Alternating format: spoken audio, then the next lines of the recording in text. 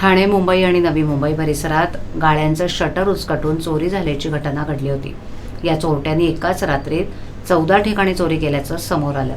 या प्रकरणी दोघा आरोपींना ठाणे गुन्हे शाखा घटक 1 ठाणे यांनी अटक केली असून त्यांच्याकडून 2,26,000 रुपयांचा मुद्देमाल हस्तगत करण्यात आलाय. पुढील तपास पोलीस करत असून ठाणे पोलीस आयुक्तालयातील नौपाडा परिसरात एकाच रात्री सलग 14 गाड्यांचं शटर उचकटून चोरी झाल्याची घटना घडली होती. या चोरी केल्याबद्दल नौपाडा पोलीस ठाण्यात गुन्हा दाखल करण्यात आला होता.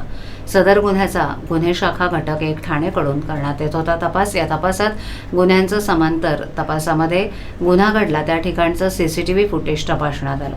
सीसीटीव्ही फुटेज तपासून गुन्हा केलेल्या व्यक्तीच्या वर्णनावरून त्यांचे ठाणे रेल्वे स्टेशन आणि मीरा रोड आणि उल्हासनगर या मार्गक्रमणातील एकूण 100 सीसीटीव्ही फुटेजची बारकाईनं पडताळणी करण्यात आली.